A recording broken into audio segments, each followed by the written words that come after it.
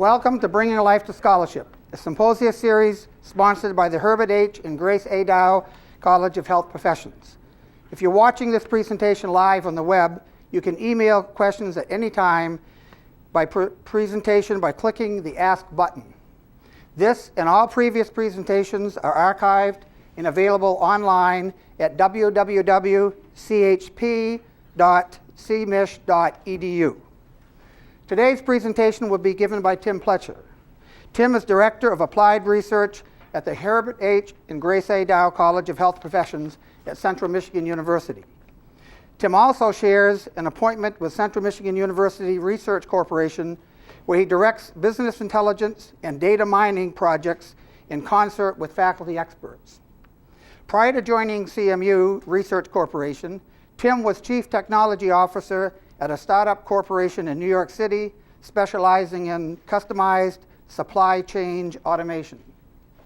Tim also spent a number of years working at the University of Michigan Health Systems as Director for Advanced Technology and Business Information Systems.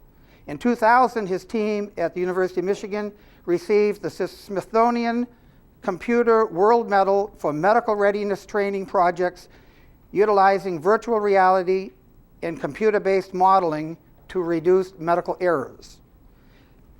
Today's presentation will be robots, avatars, and other crazy stuff, a personal view of the technology on horizons. Tim? Thank you.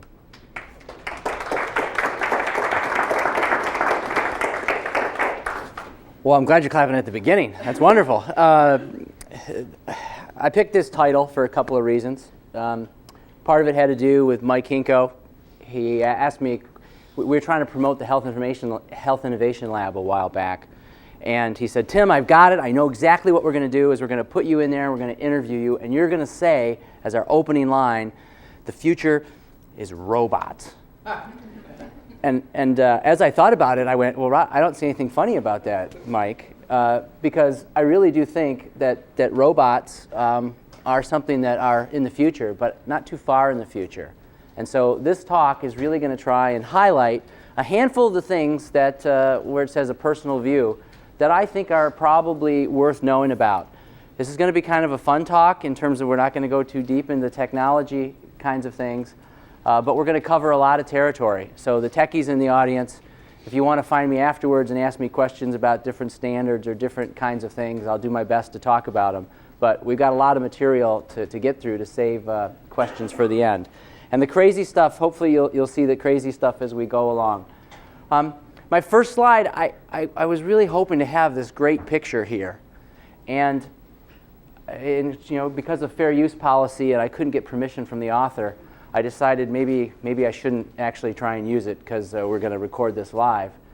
But the other reason that I didn't do it is because I thought maybe it'd be somewhat career limiting. Because the image that I wanted to put up there is actually a picture of a naked woman, and she's standing to the side, sort of like in a soap commercial or something. So you're not really seeing anything, but she's standing there and she's got her arms outstretched, and in her hands is a rat, and she's peering into the eyes of this rat. And what's cool about this rat is it's got this human ear coming out of the top of it. And I don't know how many of you remember or actually saw, but that was when I saw on a PBS channel a rat where they had grown an ear, a human ear in a petri dish, and actually sewn it onto the top of a rat, and it was walking around alive, was when I realized, and I'm an IT guy, stuff changes on me all the time in IT, and we keep up with it. But I realized when I saw this rat, just like this lady staring in that rat's eyes, I realized that the future is actually going to be kind of different. And no matter what I think, I won't be able to keep up with it. So to that end, I wanted to just talk a little bit about, from narrowing it down to just the technology space, things that cause change and cause a lot of the things we see in information technology to occur. And a lot of them come back to these power laws. And they're not necessarily real laws in the physics sense, but they're certainly fundamental laws that we have in information technology, where Moore's law, Gordon Moore, famous from Intel, says that the number of transistors double every 2 years. Basically, that's really morphed into computing power doubles every 18 months. And it drives a lot of what's possible. Stuff that wasn't possible a couple of years ago, we now have computing capability to take care of. Metcalfe's law by Robert Metcalfe really came out around in the era of sort of Ethernet or networking. Basically says that the value of a telecommunication network is proportional to the square of the number of users on the system. So basically, the more people you get on it, it goes up almost exponentially in value. So the internet was one of those phenomena where the more people that got on the internet, the more interesting it was. And then Gilder's law was an individual who got basically just interviewed and then quoted. But he said bandwidth goes up at least 3 times faster than computing power. So the capability to send things over the network happens even faster. And then another law that's talked a lot about, and that is that disk space or storage capability doubles every 2 months. Okay, so what we have is a huge amount of opportunity to collect information, to store information, to send it around, and actually to process it. Bill Gates has a really interesting quote. He has a number of interesting quotes, but this one is one of my favorites. It's that we always overestimate the change that will occur in the next 2 years, and we underestimate the change that will occur in the next 10. And where I've made mistakes in technology have been exactly in these 2 fronts, where I really thought something happened a lot faster than it actually does. And then, you know, I kind of dismiss it, set it aside, and I come back and I realize a number of years later, wow, that actually has had a big effect. I was just too early to the game. Couple little concepts here.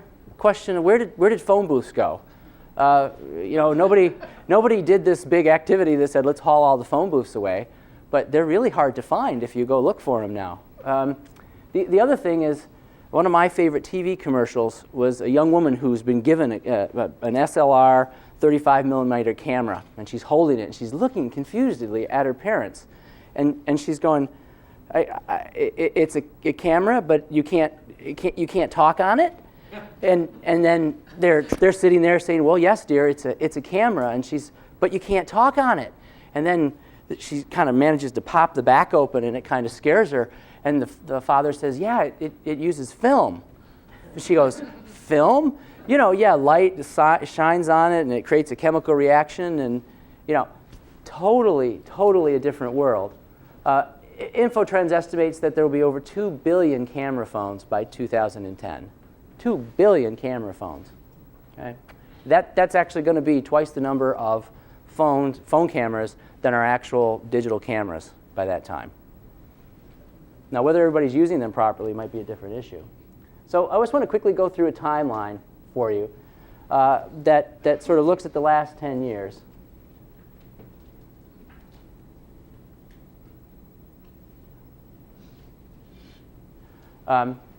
So going back to 1996, Macromedia Flash was sort of first introduced. 1997, the first real demo of a cell phone camera. Babelfish came out. This is a service on the internet that helps you translate different languages, where you type something in and it comes back. 1998, Google. Okay, 1998, Google came. Viagra was introduced then too. Both of those have had a pretty big effect on the world. In 1999, the term blog is coined. So pretty recent. 2000, Second Life appears. 2001, the Apple iPod is released. The Apple iPod was only released in 2001. Think about that. Okay. Wikipedia formed.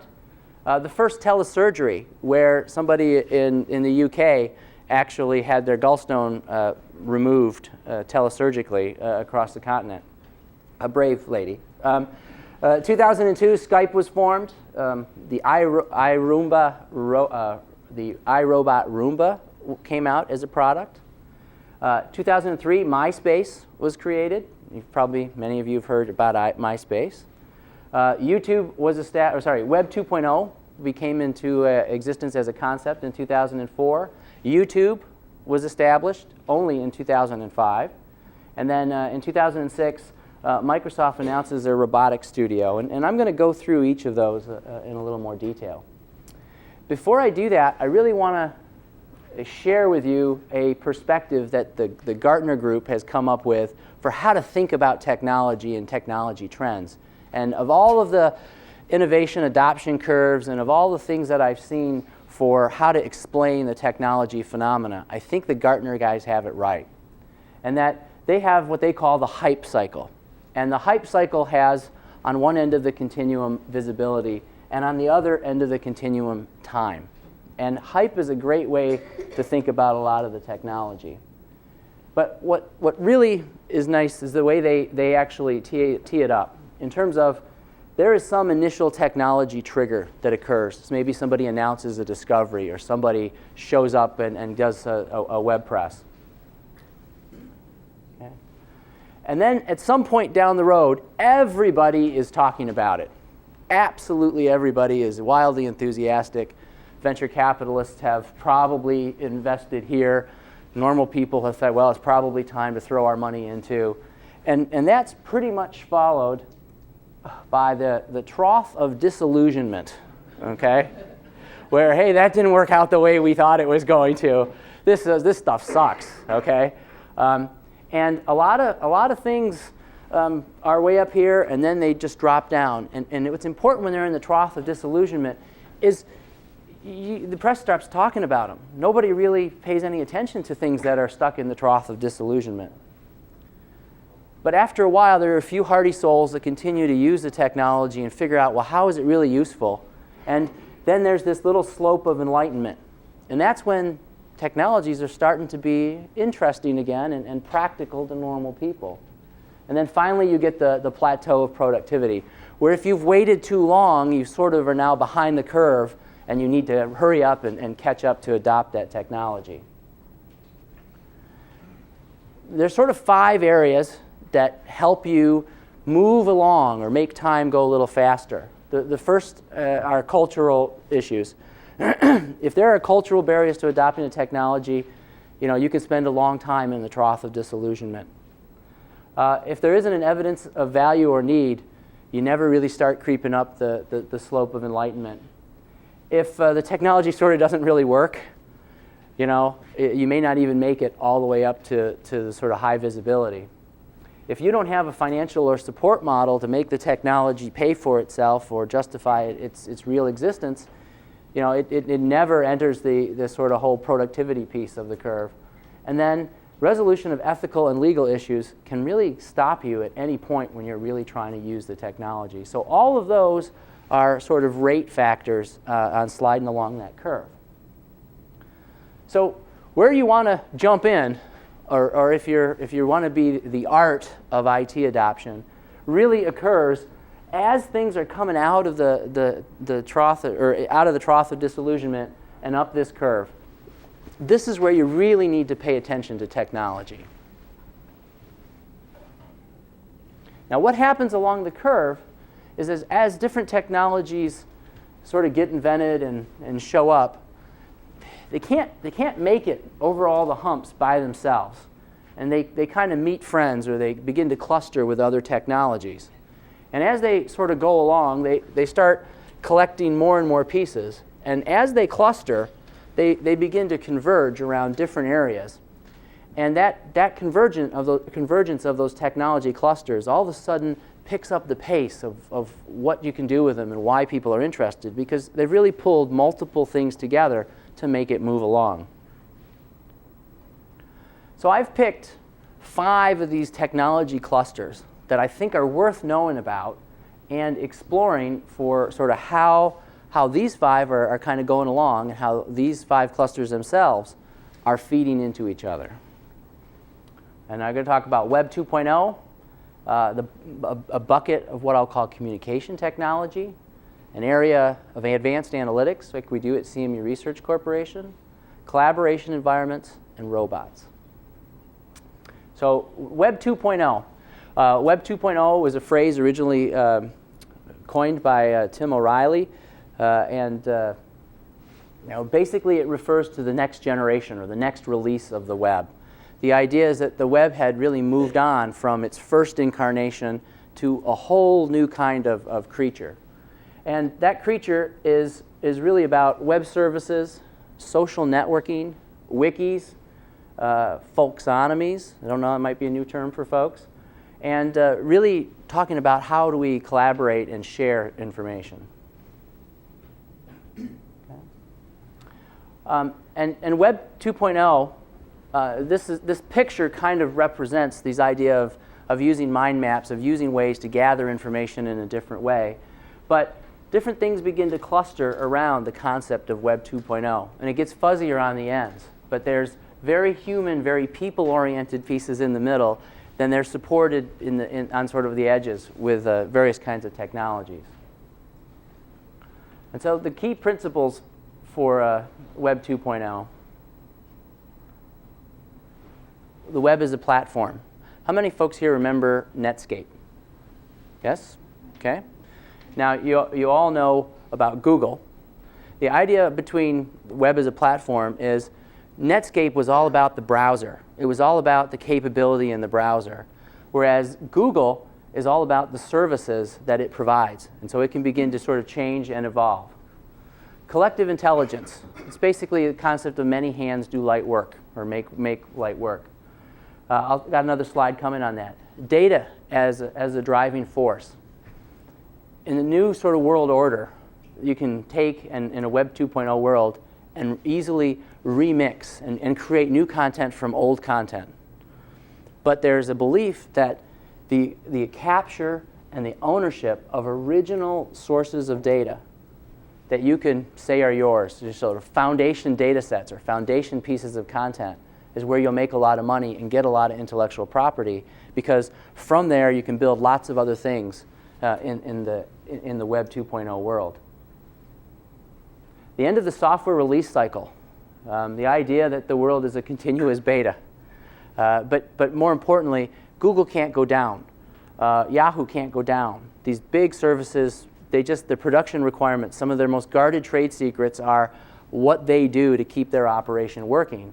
But they also have to roll out new features and new functionality constantly. So things are constantly changing and there's another release. But it's kind of like on your desktop when it works, things automatically update and you don't really know.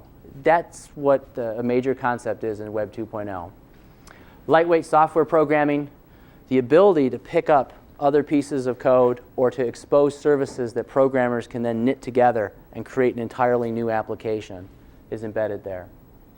Software above the level of a single device, the ability to have if you generate an application, you run it on your cell phone, you run it on the web, you run it on anything else that somebody might invent, but it's not really destined for a particular piece of hardware. And then 7, rich user experiences. So collective intelligence, this concept of a folksonomy. Lots of folks going on to a space and putting on tags and doing a markup and really creating a taxonomy of how they might like to see a particular thing marked up. For example, Flickr is a site you might put pictures up on, or you do put pictures up on, and then somebody might go in and put a tag on that picture, which would say, picture of our wedding. Or somebody else might come by and say, oh yeah, Uncle Jerry is in that picture.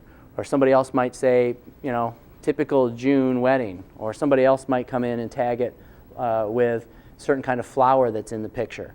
But collectively, they've built a little taxonomy around that picture, which now can be searched and included in data sets. Okay?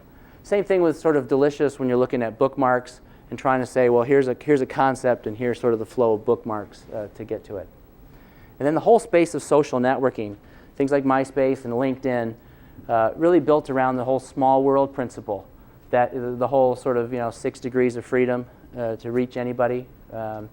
The Dunbar's number that says, has anybody looked on MySpace or LinkedIn and they sort of have this number of 150, seems to be this magic number. You ever seen that?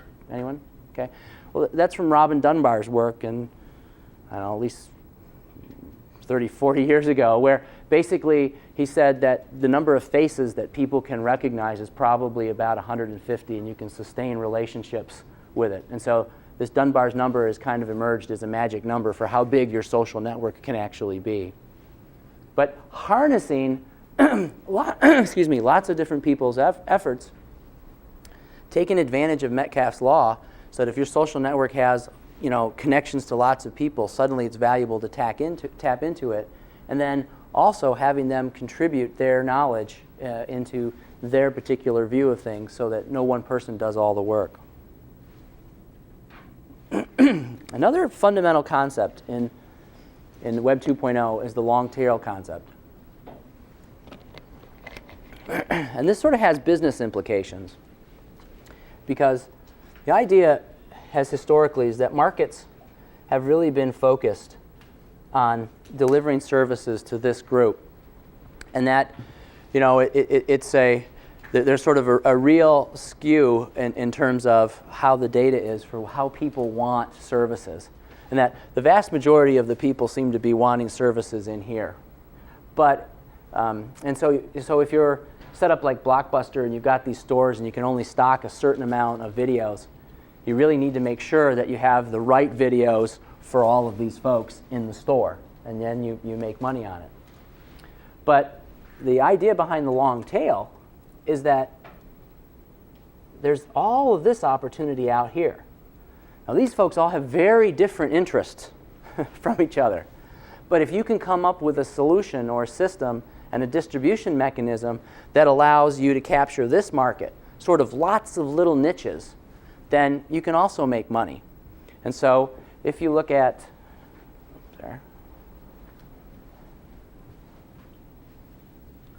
if you look at eBay, if you look at Amazon, iTunes, or Netflix, they've all figured out ways to really capture on this kind of niche market. And after they've been doing it for a while, they actually can back up into being able to deliver services to your traditional market as well. So in that way, sort of Web 2.0 can be a very disruptive kind of technology. Rich user interfaces. There's been an absolute explosion of ways to create content, to edit your videos, to make your videos, to edit pictures, to take audio and do clever stuff with it. There's also been lots of new tools for 3D and animation. And web applications like Adobe Flash have allowed you to bring a lot of that in a very interesting and interactive way to the web. And Adobe just told me the other day that 98% of all browsers have Adobe Flash on it. 98% of all browsers in the world. What you can do with those sort of rich media is you can begin to pull different pieces of information from different sources and put them together and make them feel like they are just the view that the end user wanted. And so it's very possible to reach out to Microsoft Web Service that's serving up Microsoft Map type information. Reach into one of your databases inside your company and actually have it go and plot all of your data for you and show it on the same kind of report that you might have internally for how you would display your results. So we might be saying, hey, let's take all the students that are practicing in different clinics, send it out to Microsoft, plot it, bring it up, and you'd be able to have a report that showed you, okay, who's in which area, who's seen which kinds of physicians, and oh, by the way, where are they, and can you color code them for me? That's a service we wouldn't actually have to run and have software for in our environment.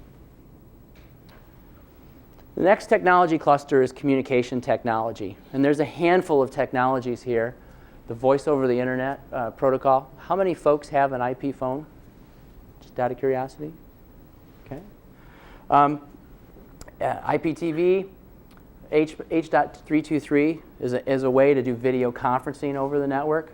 NetMeeting uses some H.323 kinds of things. Skype, how many people use Skype? Okay. Wireless, Wi-Fi. Folks know what Wi-Fi is? Yes? Hotspots.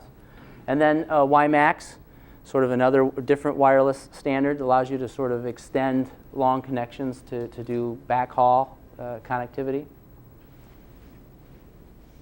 Okay. Skype is a very interesting technology because it's really not an open standard. It's a proprietary peer-to-peer kind of standard that recently was purchased by eBay.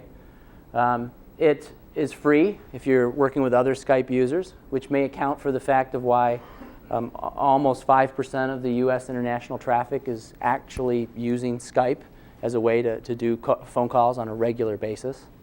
But it also bridges or connects into the regular telephone environment as well. So you can pay money and have it be your entire phone system.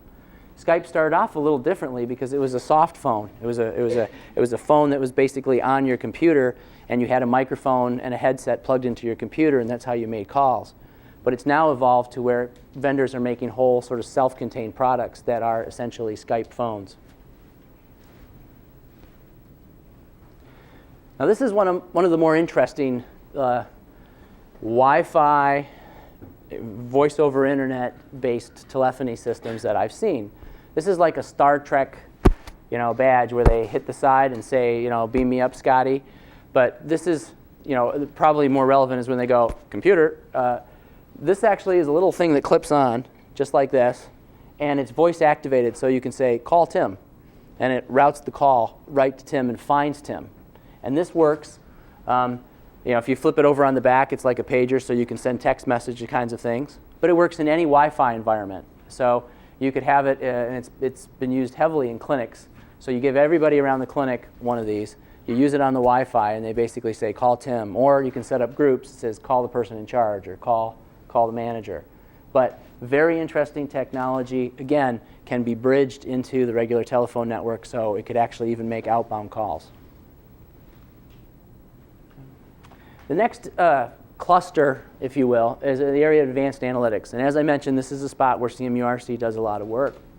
But what we're seeing is that the technology is coming together around data mining, text mining, geo mining, visualization, predictive modeling, and simulation. That is, the power laws are really playing an effect here. We're getting lots and lots of data. We have lots of computer algorithms and lots of statistical algorithms, but we have the computing power to do some really interesting analysis on data. And what it's allowing a lot of companies to do is to really change how they make decisions. And this is why it's big for everybody, is because it'll go from a lot of decisions being made kind of by regular politics, which will obviously still continue, but to where right now everybody knows you should be making data-driven decisions. How many people have heard, make data-driven decisions? It's better to make data-driven decisions. Yeah? Okay. Well, it turns out a lot of the data in information systems isn't very good, or it's subject to different kinds of interpretation. So a lot of times you need to apply statistics to that data to say, well, is it really telling me what I think is going on, and really pulling out the facts. To where once you have facts and you have your data organized, you can build little simulations around that data that help you predict what's likely to happen or anticipate certain kinds of ways you should react when a scenario presents itself, like a major disaster or a corporate takeover.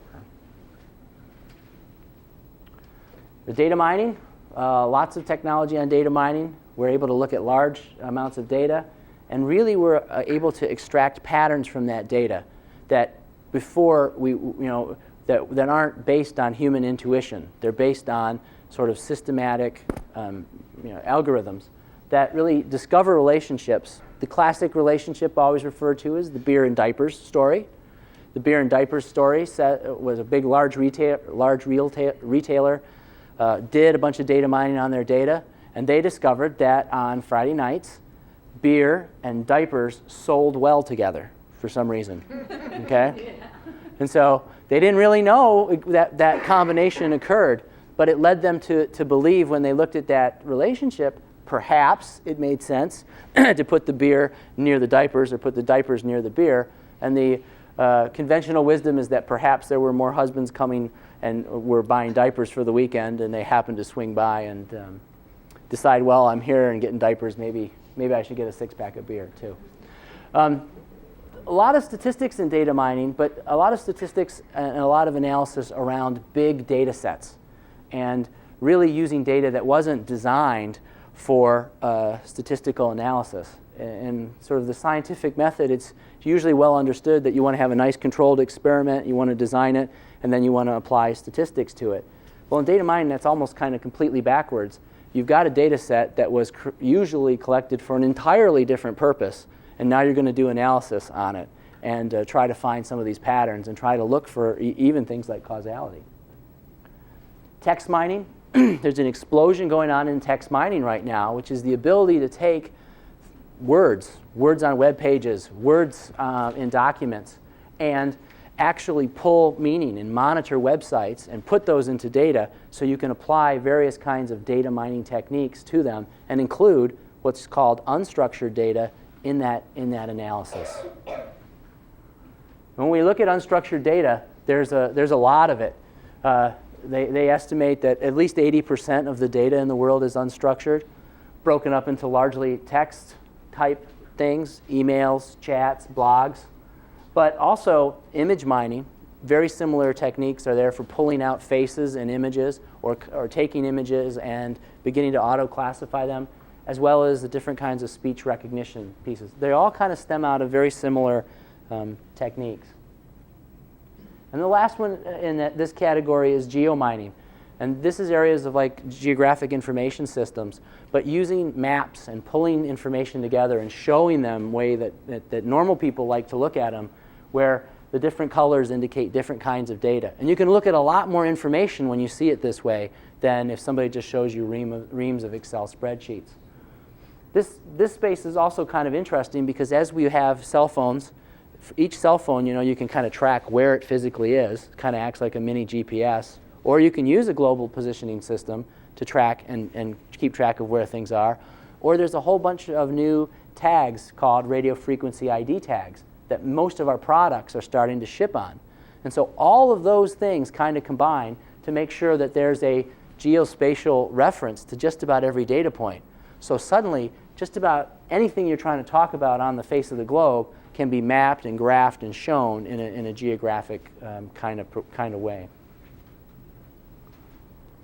So the next category is collaboration environments. And collaboration environments, the ones we've been using a long time, email, instant message, fax, telephones.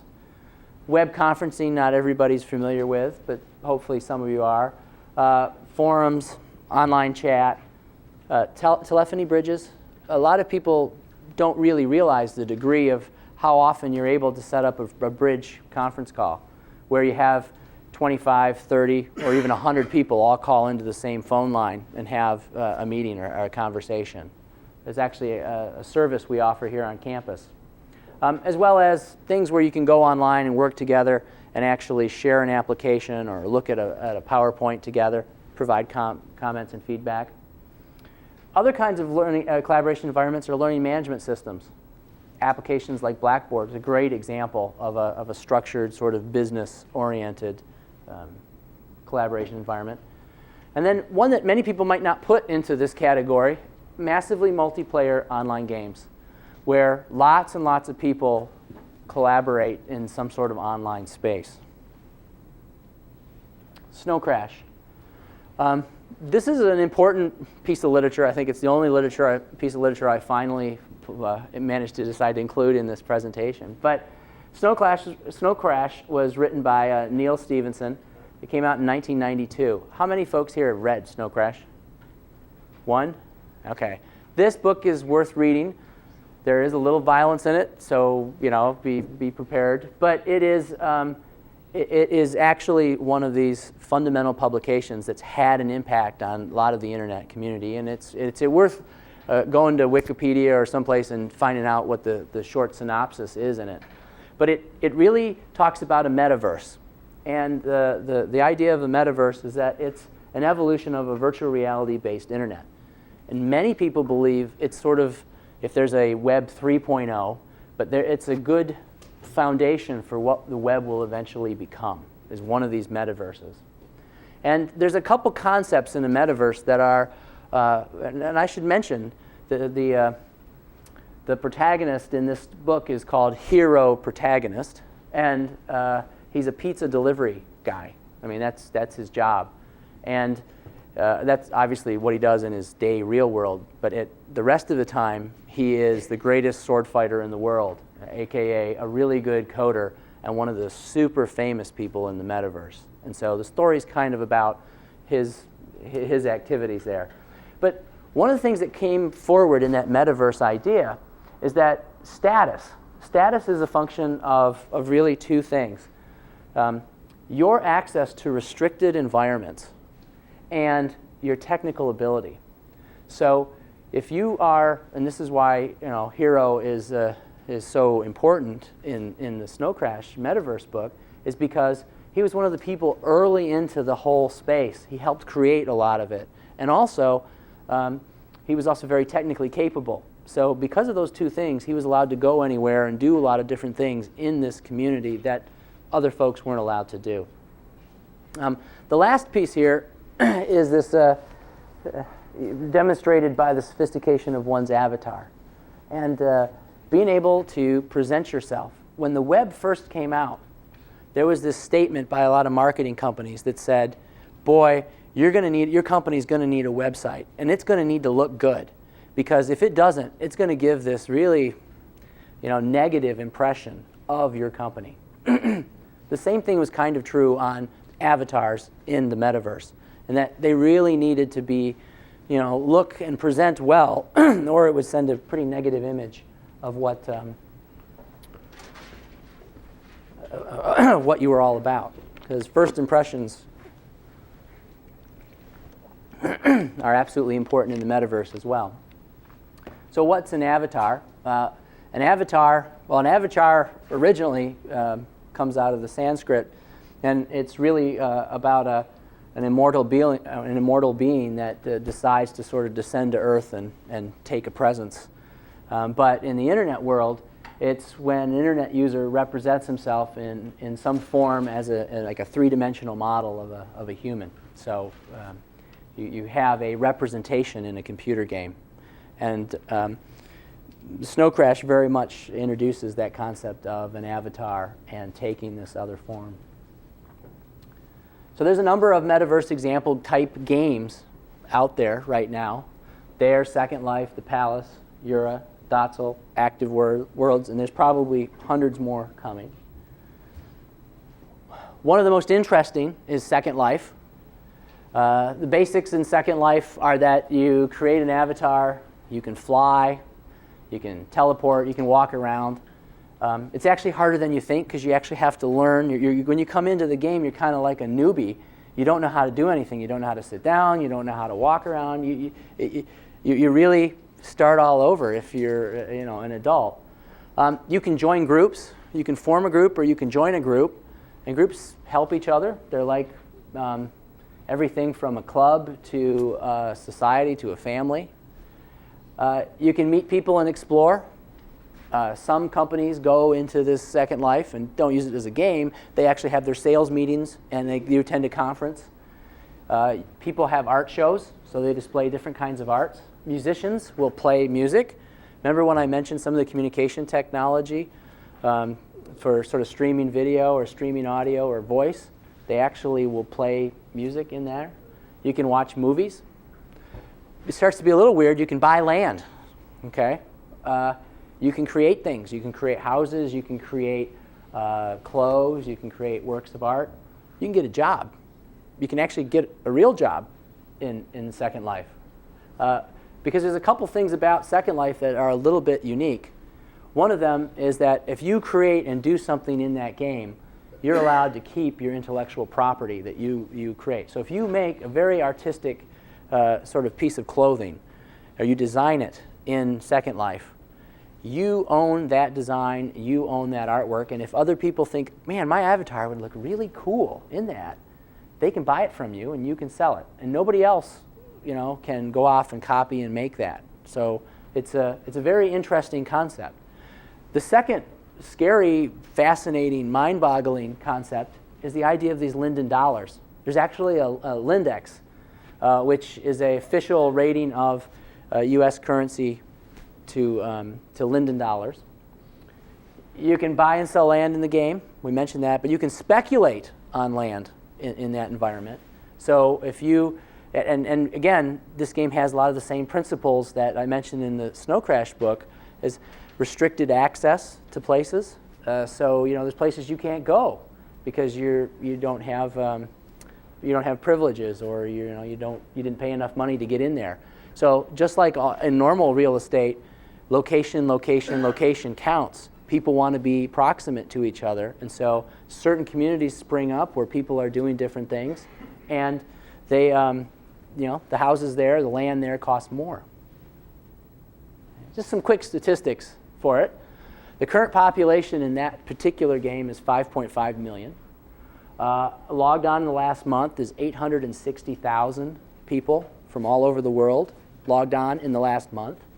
The total money that's sort of floating in the system is 2 billion Linden dollars. The current exchange rate, and you can actually buy and sell Linden dollars and go back and forth between US currency and Linden money, is 270 Linden dollars to $1. And then there's about 6,000 private islands. So a lot of corporations go in and buy private islands in the game. So if you look in Second Life, you would find some corporations in there. I've listed just a few. There's tons. Coldwell Banker, HBSC, IBM, General Motors, Toyota, Dell, Cisco, Sears, Sun Microsystems, Circuit City, Reuters Group. Reuters reports on the news, both in this world and in that world, inside the environment. Nonprofits, CDC, Make-A-Wish. Universities, Harvard Extension teaches in Second Life. It's a great forum, you know, people show up, their avatars sit around, and people can interact.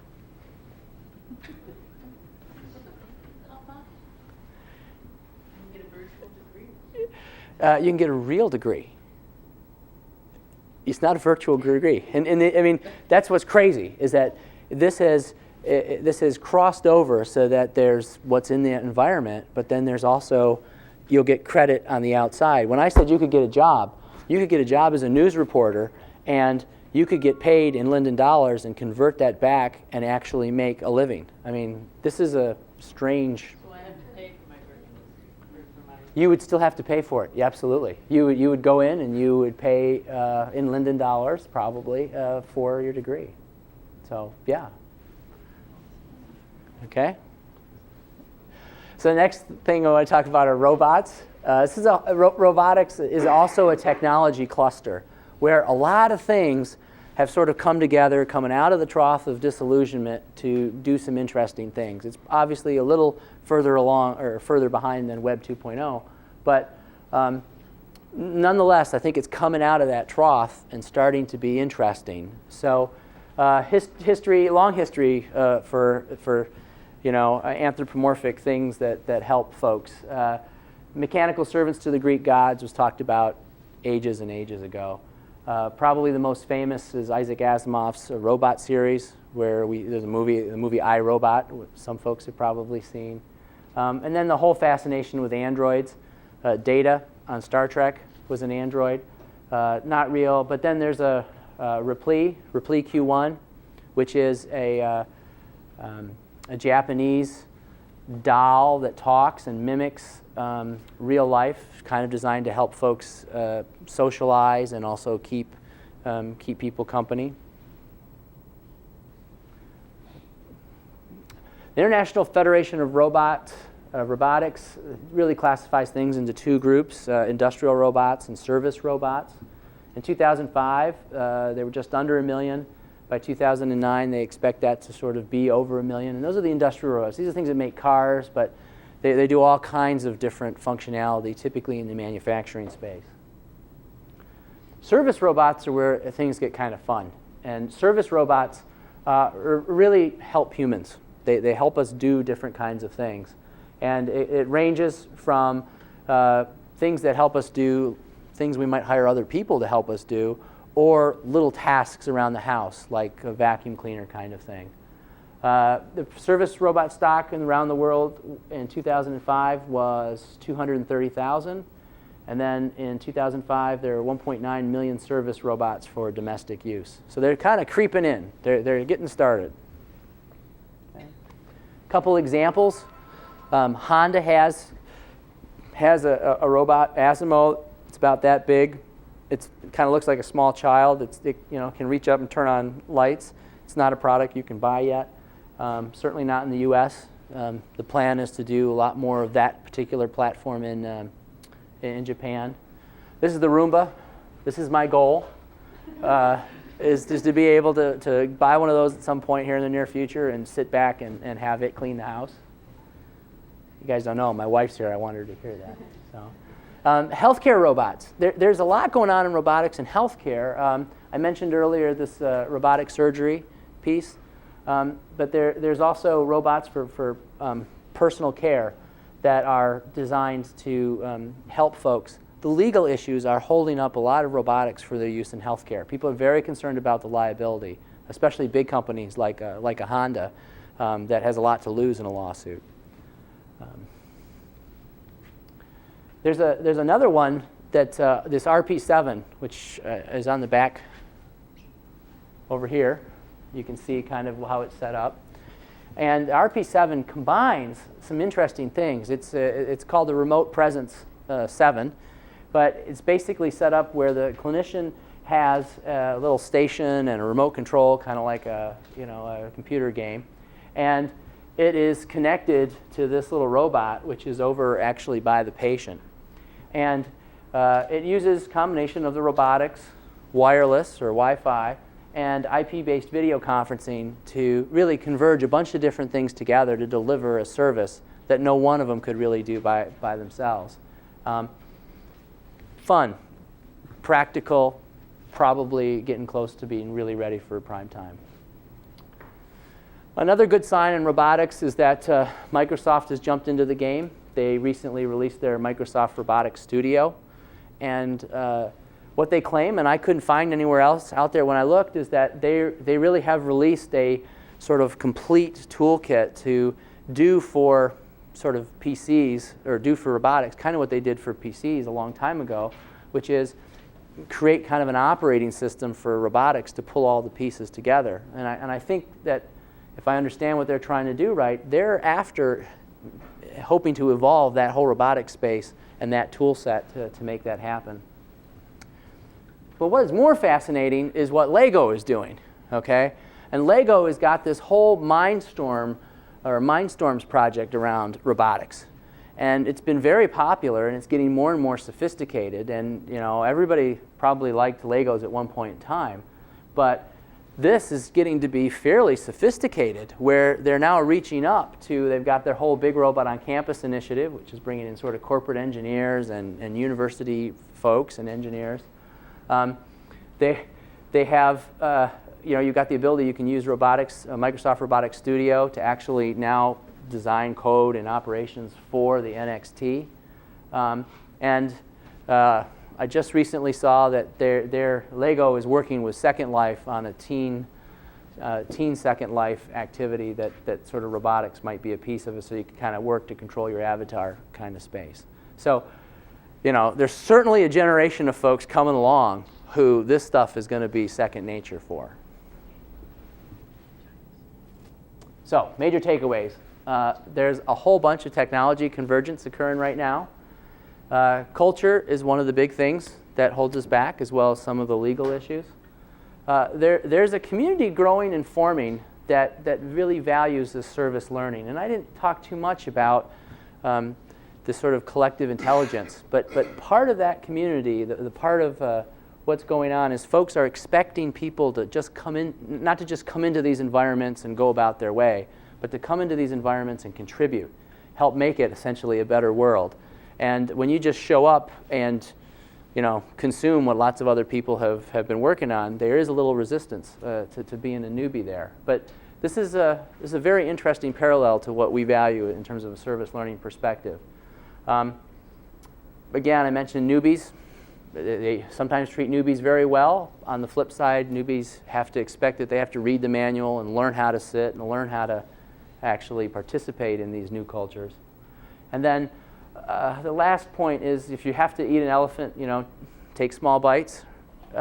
It's much better to get in early and learn little pieces of this stuff than to try at some point to sit down and consume it all. So the getting started is better than waiting. The last thing that I'll really stop on is this mentioning the Turing test. The Turing test was originally proposed in 1950 by Dr. Alan Turing. And it's based on a parlor game where somebody goes behind two doors and you pass notes under the door, and the person in the parlor is supposed to read the notes and try to figure out if they're talking to a man or a woman. Well, the same kind of concept of this Turing test has been going on for a long time now with computers to sort of figure out, can you do something where the judges actually try to figure out, are they talking to a human or are they talking to a computer? And so there's this Loebner Prize that's been going on for a while, and you can, if you're interested, let me know. But the bottom line here is that no one's actually won this prize yet, and we've been talking about it for a long time. A major milestone in that whole space will be when somebody does. That's it. I'll take any questions.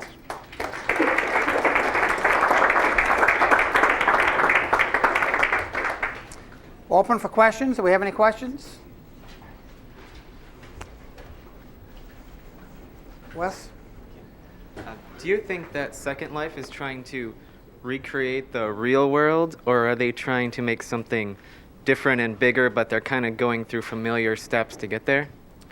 I think that they're trying to set up the equivalent of a country, because if you look at the exchange rate, the laws, the rules, et cetera, they've kind of come up with a way to do that. So I think that they don't care whether it's the real world or not. They're creating an environment, and they're creating it. What's the advantage of being in the virtual world rather than the real world? The advantage is that you can have people converge all over the world in that country instantly from wherever they are. So that's a huge benefit. Hi, Tim. Thanks for an interesting talk. One of the things that caught my attention is when you were talking about information and the geomining as well as the text mining that's going on. You mentioned email in there, so I'm wondering, who's mining our emails and for what purpose? I don't know if people are mining your emails, but you could use that technology on your email. On campus we wouldn't be interested in that, but a lot of folks will look at a lot of organizations will look at email and try to apply social networking activities, see where the communication paths are, and then they'll put text mining-like technology to filter emails, particularly leaving the company, to protect against loss of intellectual property or communication to countries where you're not allowed to send certain kinds of information. What about a company like Google that gives away email addresses and gives away the email service? Is there a subversive, what are they getting out of it? I guess would be part of my questions. And Google makes a lot of money from ad revenue. I mean, the huge amount of ad revenue comes from Google. That is what they do. So we'll see whether there's a lot of press right now on whether Google's a one-trick pony or not. We'll see how they sort of come out of that. Their use policy doesn't really allow them to look at your email, or says they won't. We have a question that came over the internet. Can you reference service learning? How do you envision service learning being woven into the fabric of the Chip It and IM agenda? Sure. There's lots of different things with telehealth and telemedicine kinds of activities that fit very nicely to service learning, where we have expertise here that it's very hard to get folks sort of out of the building. They don't have time or they're too busy. But we can leverage the technology to make those folks more available without the travel time and the travel cost. And I think that's the biggest opportunity for service learning from here.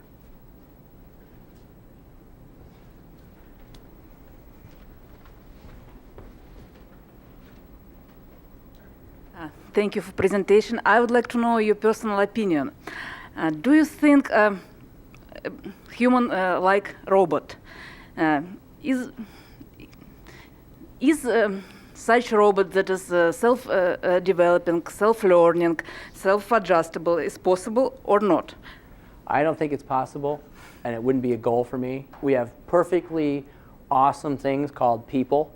So if I want to replicate people, yeah, I got people. Let's just go talk to people. But I think that you can build robots that are very helpful to people, particularly as people age, and keep people company and help them do interesting things. And if you do like that one I showed you, basically allow them to be a surrogate for friends and family far away and visit. So. One more question. Tim, I want to know where you see CMU and Second Life Would there be any connections? Where do you see us going? Where do you see the future of CMU in this kind of arena? I think there's a tremendous opportunity. Second Life is growing rapidly, so they have lots of performance issues. I mean, it's a very compute-intensive activity, so it's not a robust environment in my mind, for delivering a lot of things. I think there's an opportunity to form a community that buys a CMU island. I think it'd be a lot of fun early on if we went about it the right way to find a bunch of alumni, find a bunch of donors, and say, hey, would you help us fund and underwrite a CMU island for some period of time, and we could sort of evolve it. But I don't know exactly where we go with that yet, but it's certainly worth dabbling in at this point. Absolutely. Off-campus programs, maybe there's something that you could dabble in that too. I don't know. It's hard to say yet. Okay, Tim, the last question came from the website from Bernie Kerr. What do you see as the single greatest deterrent to resolving the digital divide that exists in America? If I was running for office, I'd come up with something here. The single greatest deterrent that, well, there's a lot of infrastructure type issues, but I think that will slowly go away. No one's done the analysis to say, is the digital divide apply to cell phones? And so I think that cell phones are very pervasive in lots of different audiences where we couldn't necessarily get fiber or we don't have a computer. And so I think the way to overcome that is to deliver services and deliver things increasingly to cell phones. And that should be the lowest common denominator in the future. Okay, that concludes the presentation today. Thank you, Thanks. Tim, for enlightening us.